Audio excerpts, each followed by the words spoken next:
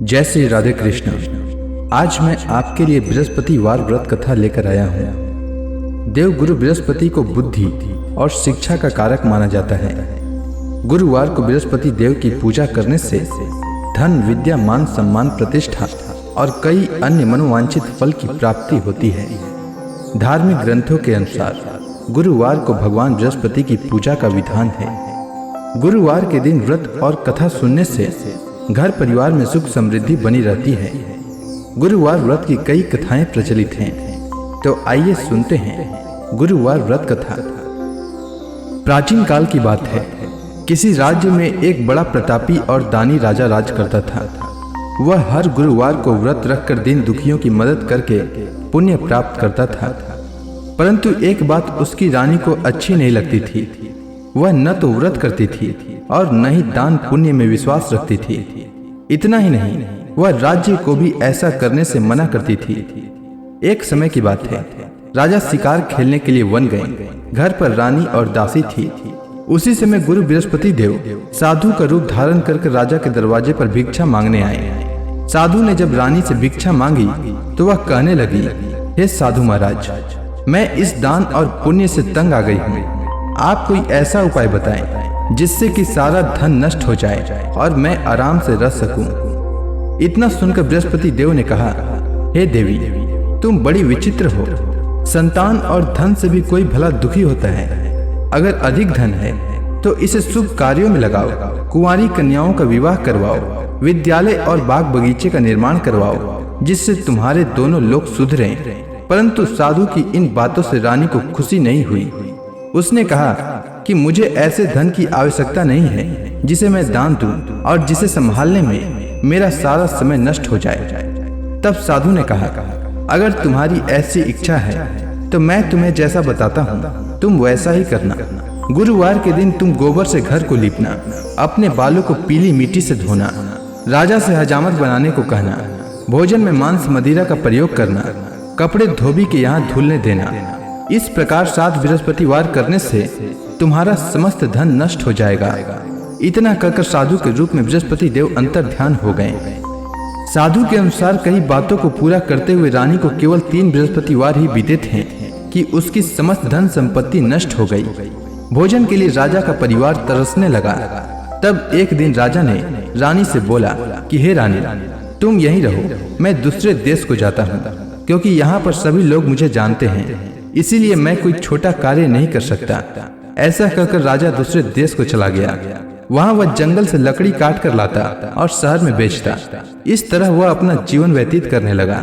इधर राजा के प्रदेश जाते ही रानी और दासी दुखी रहने लगी। एक बार जब रानी और दासी को 7 दिन तक बिना भोजन के रहना पड़ा तो रानी ने अपनी दासी से कहा, हे दासी, पास की ही एक नगर में मेरी बहन रहती है। वह बड़ी धनवान है, तू उसके पास जा और कुछ ले आ ताकि थोड़ी बहुत गुजर बसर हो जाए। दासी रानी की बहन के पास गई। उस दिन गुरुवार था और रानी की बहन उस समय बृहस्पतिवार व्रत की कथा सुन रही थी। दासी ने रानी की बहन को अपनी रानी का संदेश दिया, लेकिन रानी की बड़ी बहन ने कोई उत्तर नहीं दिया। जब दासी को रानी की बहन से कोई उत्तर नहीं मिला तब वह बहुत दुखी हुई और उसे क्रोध भी आया। दासी ने वापस आकर रानी को सारी बात बता दी। यह सुनकर रानी ने अपने भाग्य को कोसा। उधर रानी की बहन ने सोचा कि मेरी बहन की दासी आई थी, परंतु मैं उससे कुछ नहीं बोली, इससे वह बहुत दुखी हुई होगी। इसीलिए कथा सुनकर और पूजा समाप्त करके वह अपनी बहन के घर आई और कहने लगी, हे बहन, मैं बृहस्पतिवार का व्रत कर रही थी। तुम्हारी दासी मेरे घर आई थी, परंतु जब तक कथा होती है तब तक न तो उठते हैं और न ही बोलते हैं, इसीलिए मैं नहीं बोली। बताओ दासी क्यों आई थी? रानी बोली, बहन, तुमसे क्या छिपाऊं, हमारे घर में खाने तक को अनाज नहीं है। ऐसा कहते कहते रानी की आंखें भर आई। उसने दासी समेत पिछले 7 दिनों से भूखे रहने की सारी बात अपनी बहन को बता दी। रानी की बहन बोली, देखो बहन, भगवान बृहस्पति देव सबकी मनोकामना को पूर्ण करते हैं। देखो, शायद तुम्हारे घर में अनाज रखा हो। पहले तो रानी को विश्वास नहीं हुआ, पर बहन के आग्रह करने पर उसने अपनी दासी को अंदर भेजा तो उसे सचमुच अनाज से भरा हुआ एक घड़ा मिल गया। ये देखकर दासी को बड़ी हैरानी हुई। दासी रानी से कहने लगी, हे रानी, जब हमको भोजन नहीं मिलता तो हम व्रत ही तो करते हैं, इसीलिए क्यों ना इससे व्रत और कथा की विधि पूछ ली जाए ताकि हम भी व्रत कर सकें। तब रानी ने अपनी बहन से बृहस्पतिवार व्रत के बारे में पूछा। उसकी बहन ने बताया, बृहस्पतिवार के व्रत में चने की दाल और मुनक्का केले के जड़ में अर्पित करें तथा दीपक जलाएं, व्रत कथा सुने और पीला भोजन ही करें। इससे बृहस्पति देव और भगवान विष्णु प्रसन्न होते हैं। व्रत और पूजा की विधि बताकर रानी की बहन अपने घर को लौट गई। 7 दिन के बाद जब गुरुवार आया तो रानी और दासी ने व्रत रखा। वह घुड़साल में जाकर चना और गुड़ लेकर आई, फिर उससे केले की जड़ तथा भगवान विष्णु की पूजा की। अब पीला भोजन की चिंता को लेकर दोनों बहुत दुखी हुई। चूंकि उन्होंने व्रत रखा था, इसीलिए बृहस्पति देव उनसे प्रसन्न थे। वह एक साधारण व्यक्ति का रूप धारण कर 2 थालों में पीला भोजन दासी को दे गए। भोजन पाकर दासी प्रसन्न हुई और फिर रानी के साथ मिलकर भोजन ग्रहण किया। उसके बाद वह सभी गुरुवार को व्रत और पूजा करने लगी। बृहस्पति देव की कृपा से उनके पास फिर से धन संपत्ति आ गई, परंतु रानी फिर से पहले की तरह ही आलस्य करने लगी। तब दासी बोली, देखो रानी, तुम पहले भी इस प्रकार आलस्य करती थी। तुम्हें धन रखने में कष्ट होता था, इस कारण सभी धन नष्ट हो गया।